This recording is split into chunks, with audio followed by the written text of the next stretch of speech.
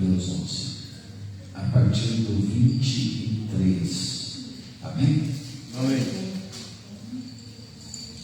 Pela fé, os pais de Moisés o esconderam por 3 meses, tão logo ele nasceu, pois viram que a criança era linda e não tiveram medo de desobedecer ao decreto do rei. Pela fé, Moisés, já adulto, recusou ser chamado filho da filha de Faraó, preferiu ser maltratado junto com o povo de Deus a aproveitar os prazeres transitórios do pecado.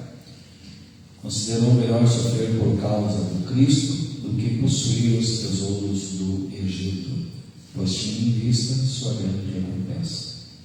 Pela fé saiu do Egito sem medo da ira do rei e prosseguiu sem vacilar, como quem vê aquele que é invisível. Pela fé ordenou que o povo de Israel celebrasse a Páscoa e a aspergisse com sangue os batentes das portas, para que o anjo da morte não matasse seus filhos mais velhos. Pela fé, o povo de Israel atravessou o mar vermelho como se estivesse em terra seca. Quando os egípcios tentaram segui-los, morreram todos afogados. Amém, irmãos? Pode sentar. Só lembrando que nós estamos uma campanha sobre fé, aprendendo sobre fé com os heróis da fé. E, obviamente, o autor aos Hebreus não poderia deixar de lado o proeminente nome de Moisés. E Moisés, ele teve e tem muita importância na história de Israel, como alguém que fez toda a diferença diante de Deus e diante dos homens também. Nós vemos que Moisés ele foi escolhido desde o ventre, uma criança formosa, e Deus tinha um projeto, um propósito na vida dele. No entanto, ele poupou da ira de Faraó quando esse ordenou uma matança ali no Egito. Só lembrando que Moisés era egípcio. Quem sabia disso? Quem sabia disso? Levanta a mão quem sabia que Moisés era egípcio. Nasceu no Egito. Era egípcio, filho de israelitas, mas nasceu no Egito. E Deus tinha um propósito na vida dele, um chamado específico desde o ventre. Aí depois, 3 meses, aconteceu toda aquela história lá do Nilo, foi parar exatamente lá nos braços da filha do Faraó. E o porquê disso? Que Deus tinha um propósito na vida dele. Assim como Deus tem um propósito nas nossas vidas. Se nós estamos aqui nesta noite, na pré-exposição de ouvirmos o que Deus tem para nós, obviamente que Deus tem um propósito, uma carreira proposta para cada um de nós. E aquilo que Deus tem para nós, queridos, não vai se frustrar. Em nome de Jesus. Pode se levantar exércitos, pode levantar todos os poderes, pode levantar todos os demônios, pode levantar céu e inferno, que Deus tem para nós não vai se frustrar. Se você crê assim, você pode glorificar o nome do Senhor, porque aquilo que Deus tem para você vai prevalecer, porque o Todo-Poderoso está à frente da tua demanda e da minha demanda. O pastor ele conta bastante as histórias da vida dele aqui, né? Eu acho isso interessante, porque todos nós temos uma história, todos nós, histórias de vitórias, também histórias de derrotas, fracassos, de neuroses. Nem sempre tudo é mamãozinho com açúcar, não é verdade? Bom se cesse, não é nem bom se fosse, é bom se cesse. Mamãozinho com açúcar, e eu, quando falo de açúcar, já começa a me dar uma dor no coração, né? Porque, afinal de contas, a mentira sempre fala que eu sou doceira, gosta, senão eu não gosto muito. Não gosto muito. Só um pouco. Só um pouco. Mas nem tudo, irmãozinho, na vida da gente é mamãozinho com açúcar. Já passamos por maus bocados, não é verdade? Quem aqui já me enfrentou um dia de perda, um dia triste, um dia de dor emocional, um dia pesado, sobrecarregado?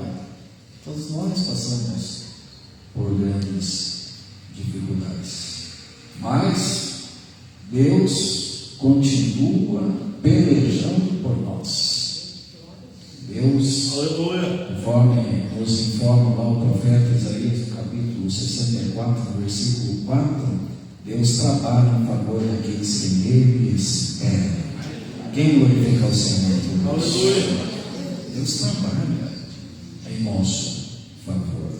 E Deus começou trabalhando em favor de Moisés já desde criança. Não sei se alguém aqui já assistiu alguma matéria do Rio Nilo. Alguém já parou para assistir uma matéria do Rio Nilo? Quem já assistiu uma matéria assim?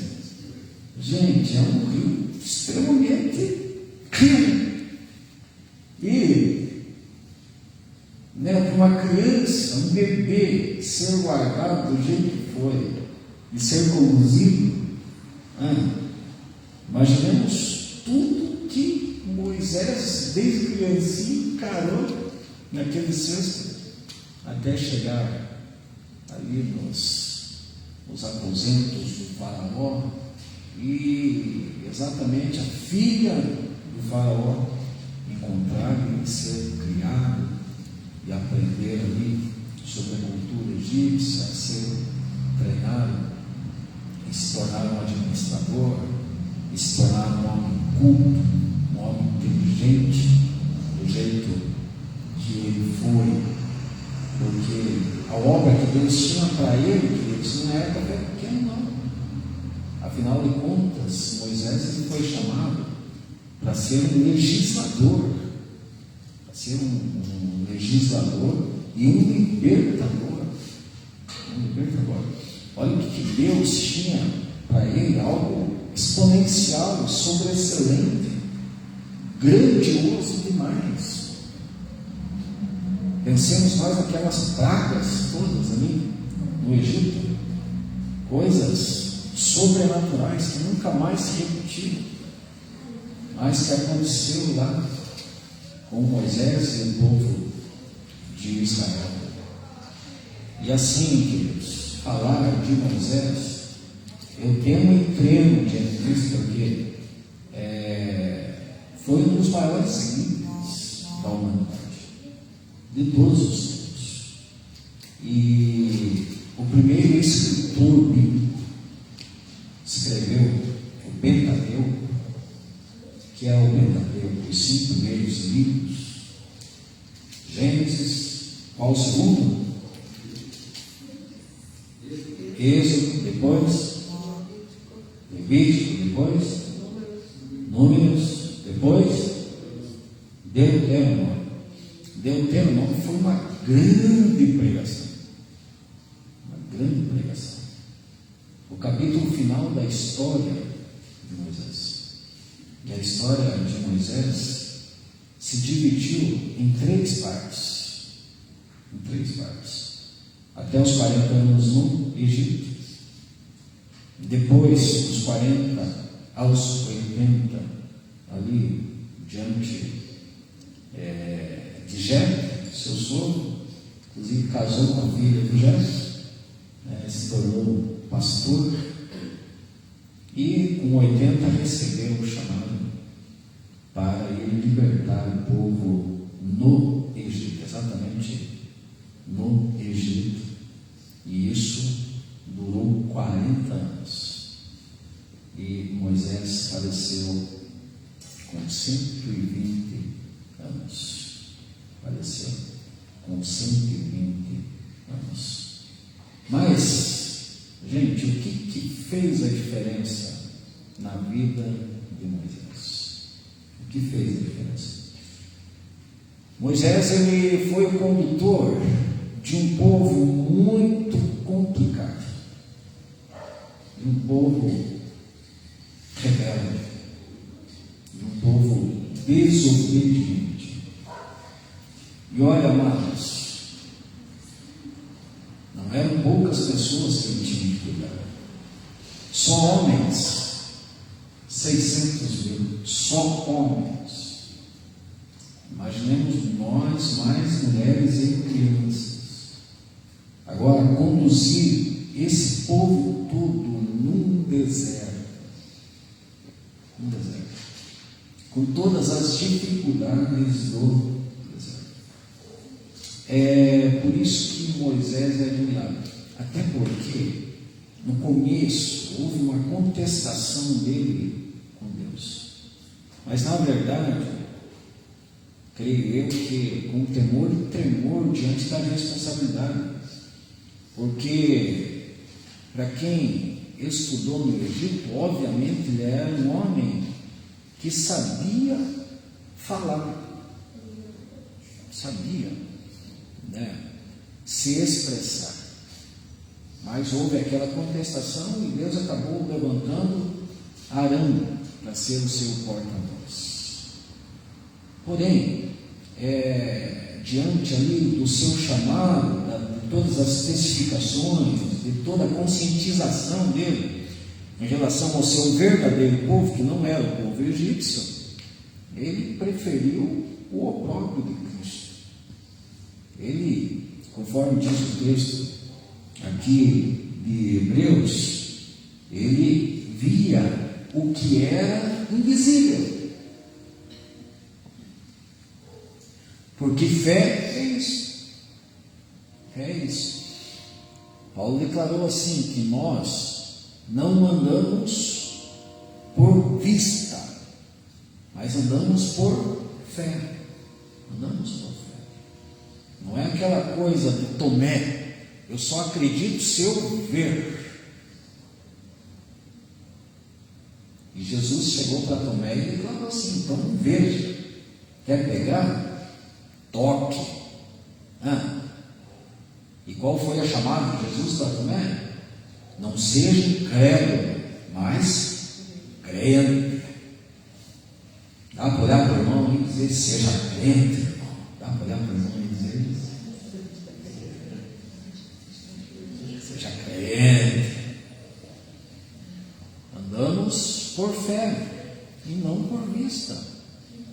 Andamos não por aquilo que vemos, andamos por aquilo que cremos. E Moisés cria.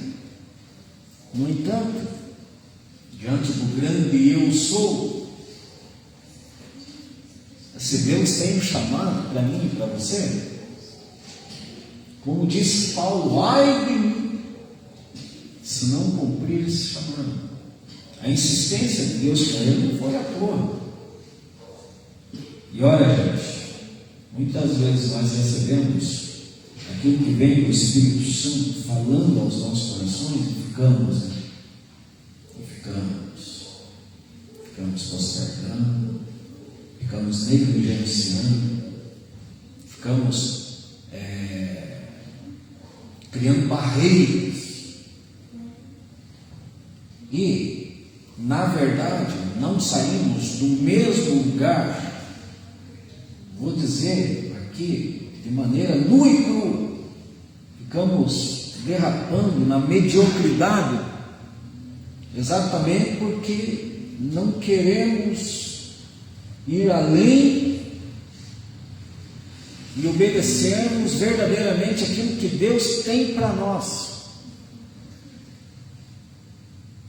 E na verdade, penso eu que todos nós, queridos, deveríamos ser como Isaías. Porque a partir do momento que Isaías viu a glória de Deus, ele percebeu admitir que ele era pecador, limitado, Aleluia. falho. E ele se propôs a ser um instrumento nas mãos de Deus. E é só quem tem um real entendimento disso que treme diante disso. Porque, amados, não dá para negligenciar. Se Deus tem um chamado, se Deus tem uma obra na minha vida e na tua vida, por que ficar negligenciando? É uma das maiores imprudências. E penso eu, amados, que nós, como povo cristão, do jeito que estão as coisas, muitos relapsos, muitos acomodados, muitos levando sua vida espiritual de qualquer jeito, isso é muito comprometedor. Porque quando olhamos para a parábola ali das virgens, das 10 virgens, gente, metade delas ficaram de fora. E não teve jeito. Não teve jeito. Depois que Jesus resolveu. 5 lá, que até eram crentes, mas estavam sendo relapsas. Estavam dormindo na hora que era para ficar acordadas. Estavam dormindo diante daquele apelo de Jesus aos discípulos mais próximos: vigiem e orem, porque na verdade o espírito está pronto, mas a carne é fraca. Sabe, gente? Diante desses apelos bíblicos e diante de tudo aquilo que tem acontecido nesses últimos tempos, nesses últimos dias, amados, se nós não dermos vazão ao Espírito e tratarmos de entrarmos no caminho estreito, a coisa está perigando. Está perigando. Eu acho que nós devemos dar vazão àquilo que o Espírito está falando à igreja nesses dias e não endurecermos os nossos corações. Como Paulo declarou, exatamente fazendo menção daquele povo que Moisés conduziu lá no deserto, um povo que endurecia o seu coração, um povo que tentava a Deus, um povo que estava mais pensando lá naquilo que eles deixaram para trás no Egito: melão, pepino, melancia. Um dia lá que Deus mandou codornizes, tantas codornas, não sei se alguém aqui já comeu carne de codorna. Só ovo de codorna, por enquanto.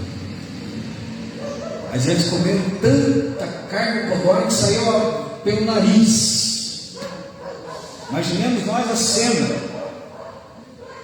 Que povo difícil. Que povo difícil. E a mesma coisa, amados, está acontecendo hoje. É por isso que um dos conselhos de Paulo a Timóteo foi que ele não se embaraçasse com os negócios dessa vida. O povo viu lá os grandes feitos de Deus através de Moisés, viram lá as maravilhas, as pragas, a travessia do Mar Vermelho, Moisés sendo um instrumentaço ali nas mãos de Deus, sendo usado relevantemente por Deus. Mas o povo estava pensando em nada, nós estamos com sede. E quando Deus mandou o maná, estamos enfastiados desse maná. E Deus adentrando ali com a provisão, Deus provendo ali Jesus Cristo, a água da vida, o pão que veio do céu, Deus adentrando com todas as providências possíveis, mas o povo querendo coisas, se embaraçando com os negócios, igualzinho hoje. Igualzinho hoje, nós estamos nesta jornada. estamos nessa jornada. É por isso que eu digo, eu não, a Bíblia diz, eu só menciono aquilo que eu acredito. O autor aos Hebreus, no capítulo 12, ele falou assim: visto que estamos rodeados de tão grande número de testemunhas, inclusive fazendo menção de Moisés, de Hebreus 11, visto que estamos rodeados de tão grande número de testemunhas, deixemos o embaraço e o pecado que tão de perto nos rodeia e tomemos jeito de jeito. Deixemos o embaraço, o pecado que tão de perto nos rodeia e corramos com paciência a carreira que nos está proposta, olhando firmemente para Jesus, autor e consumador da nossa fé. Aleluia!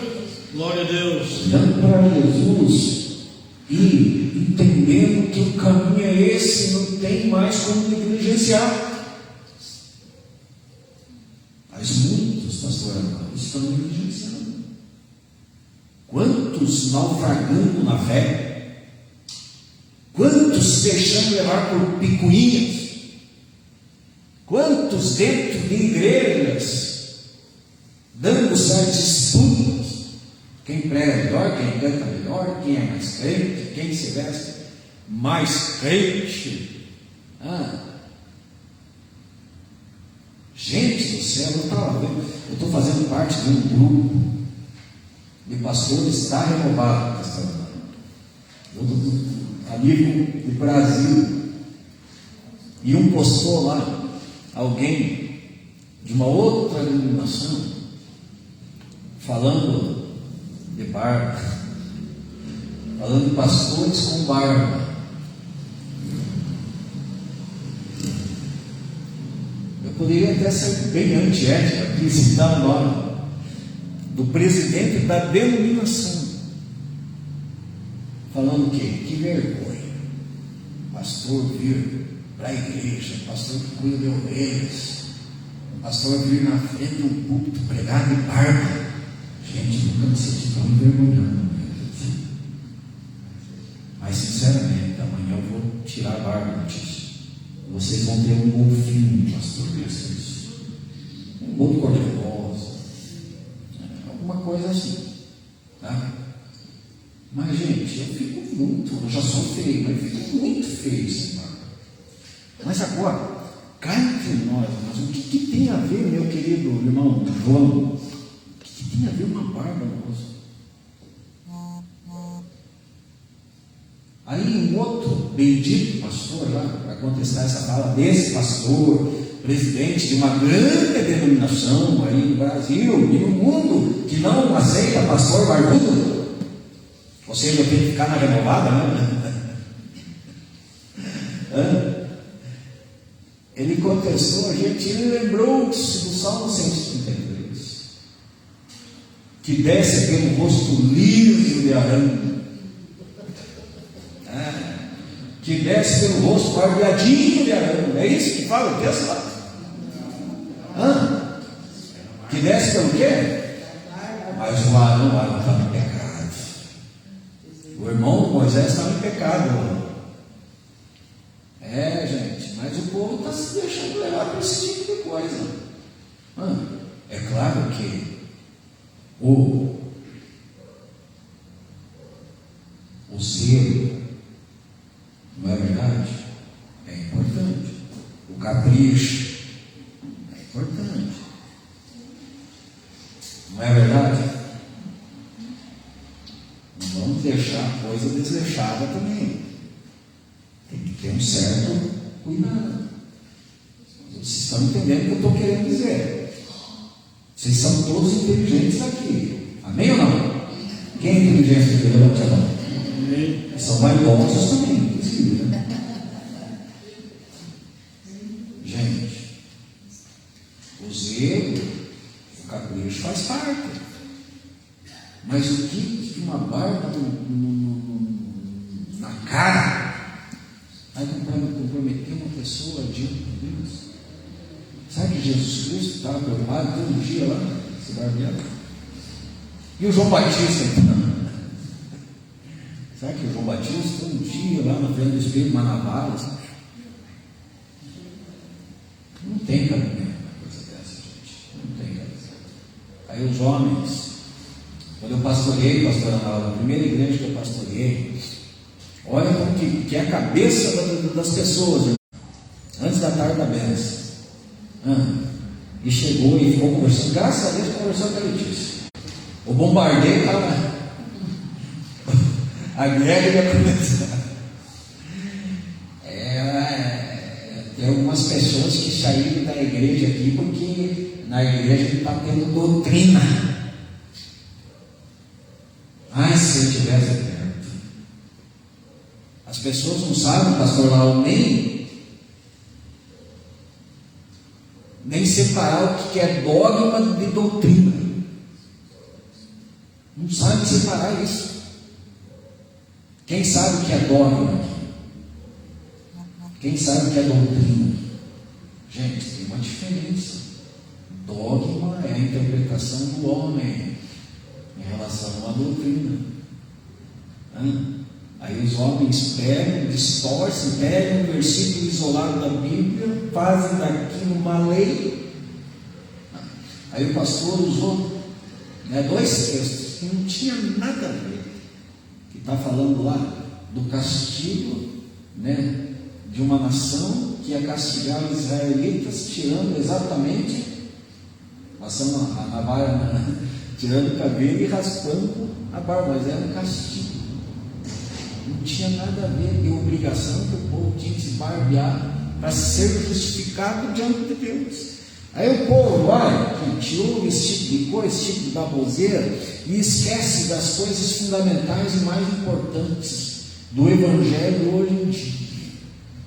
Daquilo que verdadeiramente é relevante no que diz respeito à nossa vida e comunhão com Deus. Ficam se deixando levar por essas coisas fantasiosas, pelos negócios desta vida, pelas vãs vaidades, puxando o pecado, como disse Isaías, com cordas de vaidade, e se torna tudo embaraço. Mas nós precisamos, como povo de Deus, amados, deixarmos de embaraço. Olha, aquele povo foi se levando, foi se deixando levar pelo embaraço. Quase todos morreram, com exceção de Josué e Caleb. Quase todos morreram. E olha tudo que Deus fez por meio de Moisés para tirar aquele povo lá do Egito.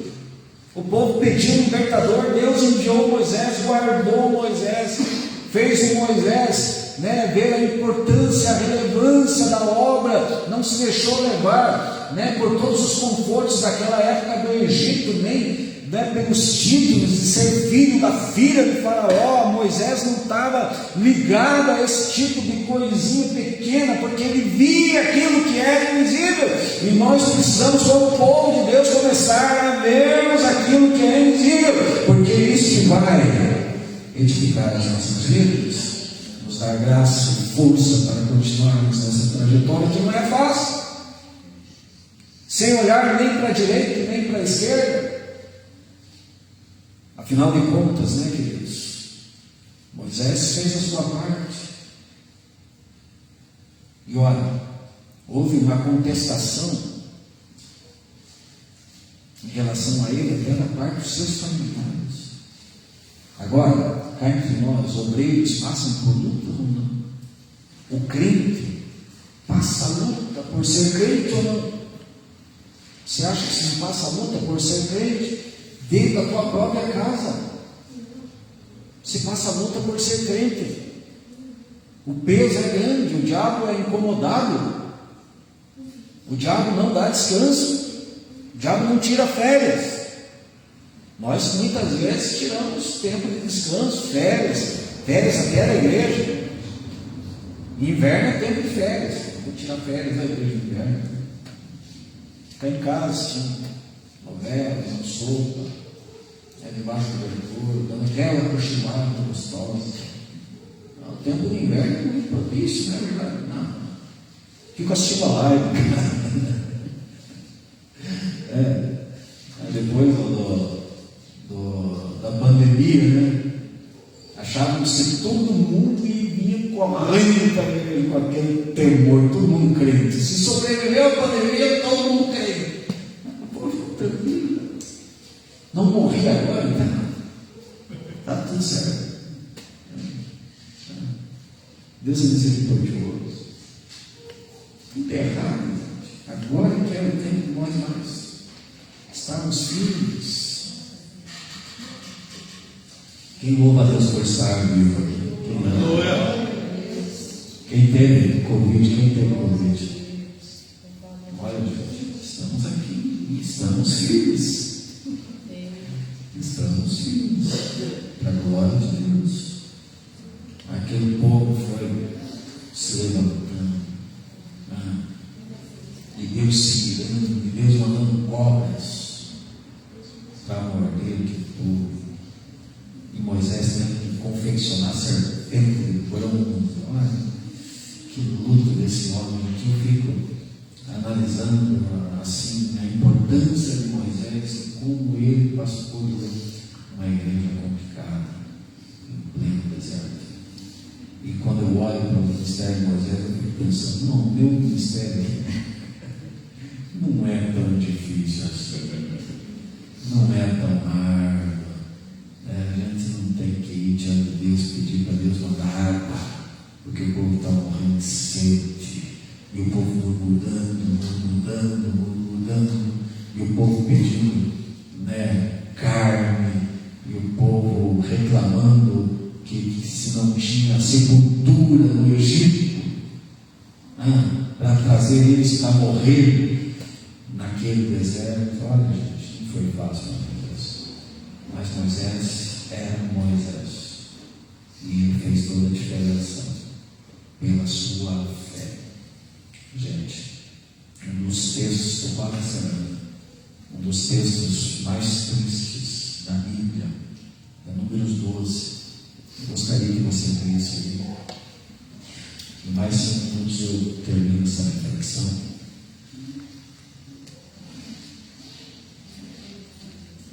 Números 12.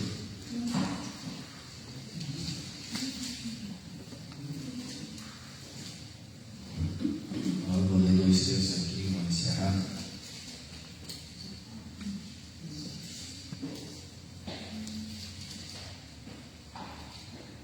Eu li hoje, sinceramente, esse texto aqui é muito interessante.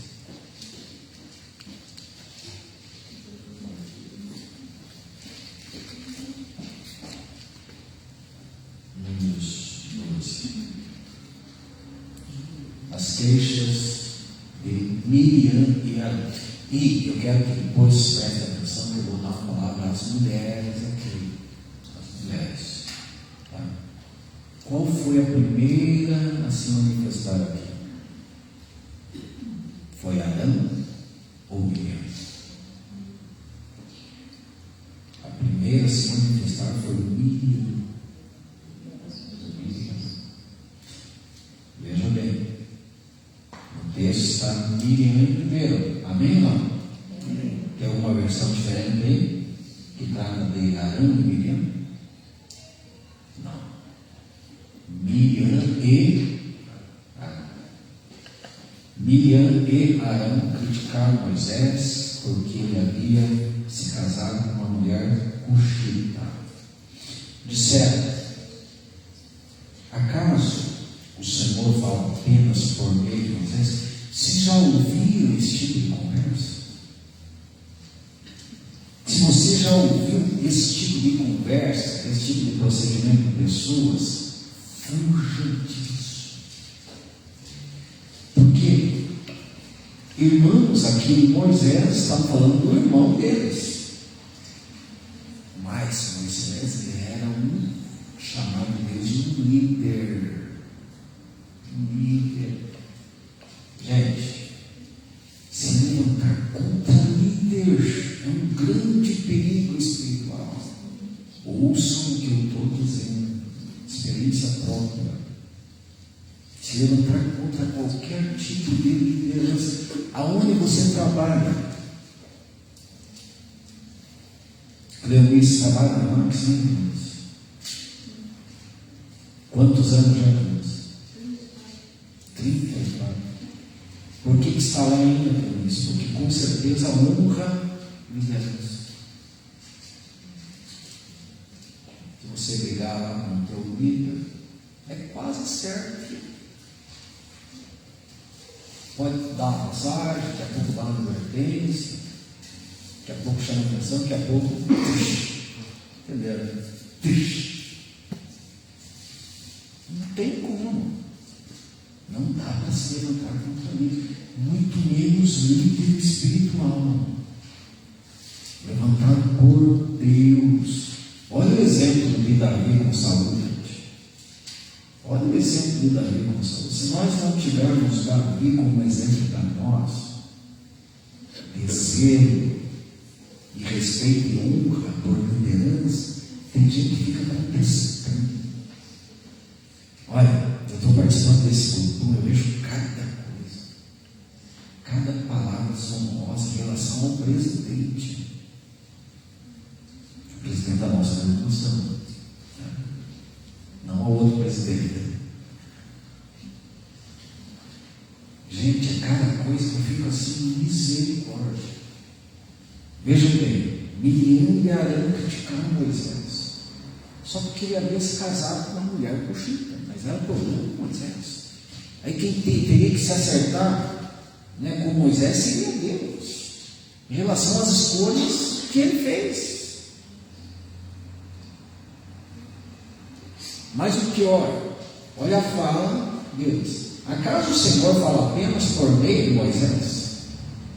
Se colocaram no mesmo patamar, no mesmo erro, caíram Coré, Datã e Abirão, a mesma coisa.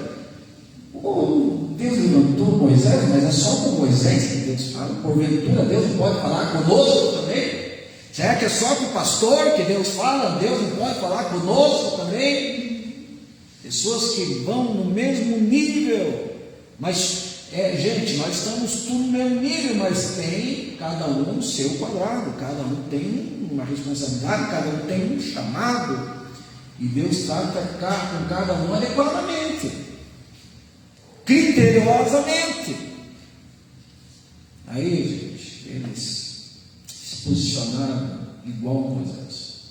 Aí o Senhor ouviu isso. Veja aqui que está escrito. E Moisés, olha Moisés, o nome de fé aqui. Ora, Moisés era muito humilde, talvez na versão de alguém manso, era muito manso, mais que qualquer outra pessoa na terra. Mais que qualquer outra pessoa na terra, gente. Moisés era um homem manso e humilde, porque senão já teria explodido com aquele povo bem antes de que quando ele bateu a gente. No mesmo instante, acompanhe comigo isso aqui, gente, no versículo 4, no mesmo instante o Senhor chamou Moisés, Arão e Miriam e disse. Deus chamou os três para uma reunião. Olha o seguinte, os três aqui, Moisés, Miriam e Arão. Os três aqui. Vão à tenda do encontro, vocês três. E eles foram para lá. Então o Senhor desceu na coluna de nuvem e parou a entrada da tenda do encontro. Arão e Miriam chamou ele. Aqui a coisa inverteu. Para tratar, Deus mencionou o homem. Arão e Miriam chamou ele. Os dois se aproximaram. E o Senhor lhes disse: ouçam o que eu vou dizer. Aquele que tem ouvidos, que ouça. Se houver profeta entre vocês, eu, o Senhor, me revelarei em visões, falarei com ele em sonhos. Deus está falando aqui do chamado profético. Não está fazendo menção do Moisés ainda. Se houver profetas, eu vou me manifestar assim, eu vou falar através de visões, de sonhos, de revelações. Tá? Versículo 7. Não é assim, porém, com meu servo Moisés. Ele tem sido fiel em toda a minha casa. Falo com ele face a face. claramente, e não por meio de enigmas. Moisés era diferente. Ele vê a forma do Senhor. E aí, olha o que Deus falou. Como vocês ousaram criticar meu servo Moisés? Como vocês criticaram? A ira do Senhor se acendeu contra eles e eles se retirou.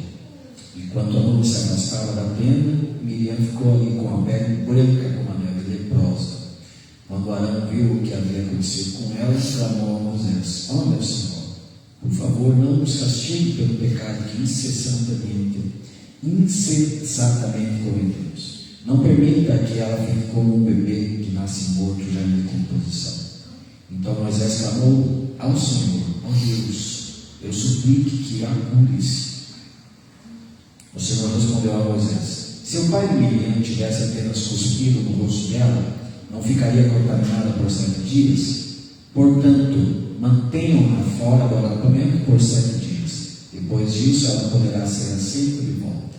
Miriam foi mantida fora do acampamento por 7 dias, e o povo esperou até ela ser trazida de volta para seguir viagem. Então saíram de Hazerote e acamparam no deserto de Parã. Por que eu mencionei aqui a questão das mulheres? Corra comigo agora até 1 Timóteo. Foi uma palavra que eu dei aqui quando nós estávamos fazendo reunião com os diáconos e as diaconisas da igreja. Paulo ele aborda aqui algo muito importante acerca de palavras. Não foi abrir a boca. 1 Timóteo 3. 1 Timóteo 3, versículo 11, diz assim: de igual modo, as mulheres devem ser respeitáveis e não caluniar ninguém. Devem ter autocontrole e ser fiéis em tudo o que fazem. Tem alguém com uma versão diferente? Pode ler assim, por gentileza? Quem tem uma versão diferente? Da mesma sorte, as mulheres sejam honestas, não maldizentes, sóbrias e fiéis. Obrigado, irmão Paulo. As mulheres não sejam maldizentes. Isso é um chamado, não só às mulheres, mas a todos nós. Devemos sabermos usar muito bem a nossa língua, a nossa boca. Que a nossa boca, a nossa língua tem poder de abençoar e amaldiçoar. Devemos ter muito cuidado com as nossas palavras. Miriam não vigiou nesse sentido, nem Arão. E assim, gente, a Miriam, com toda certeza, ela influenciou Arão. E o Arão entrou. E quem que ficou leproso? Não foi o Arão, foi a Miriam. Por quê? Porque ela encabeçou a questão. Aí é necessário ter muita prudência, muita cautela com as palavras. Gente, agora, para finalizar essa palavra, abra comigo, Deuteronômio. Finalizando aqui a vida de Moisés, só lembrando que Moisés não foi perfeito, ok? Porque assim, o homem mais manso da terra também teve um momento de ira e bateu na rocha 2 vezes. E devido a isso não entrou na terra prometida. Mas, porém, entretanto, Moisés não perdeu a salvação. Não perdeu a salvação por causa disso. Porque nós, amados, como carne, nós como seres humanos limitados, frágeis, pecadores, do jeito que nós somos, estamos sujeitos a errar. Quem que não está sujeito? Se o homem mais manso da terra errou, se pecou, quem de nós aqui está livre de não pecar, de não errar, de não transgredir? Todos nós estamos. Se o Salomão, que foi o homem mais sábio, teve uma atitude insensata e tola de se prostrar diante de outros deuses, mal influenciado por algumas das suas mulheres, né? Então, queridos, devemos ter muito cuidado com os nossos procedimentos. Porém, Moisés foi ser um homem de fé, um homem que teve prioridades, um homem que abraçou a missão de Deus para a vida dele, um compromisso com responsabilidade, né? Ficou até no começo, né? Ele teve ali uma certa dificuldade, mas depois o Senhor o convenceu, ele abraçou verdadeiramente essa missão, praticamente cumpriu a missão, só que enfim, pelo fato de bater na rocha 2 vezes, deixou de entrar na terra prometida. Mas o texto de Deuteronômio aqui faz menção desse homem. Deuteronômio 34. E pode ficar em pé. E glória a Deus também, pessoa. Pode ficar em pé. Está dando a impressão que está encerrando. Deuteronômio 34, versículo 10, está escrito assim: Nunca houve em Israel outro profeta como Moisés, a quem o Senhor conhecia face a face. Olha a importância de Moisés. No entanto, Moisés foi um Deus que apareceu ali no Monte da Transfiguração. Ele, Elias, Jesus, uma reunião da palavra,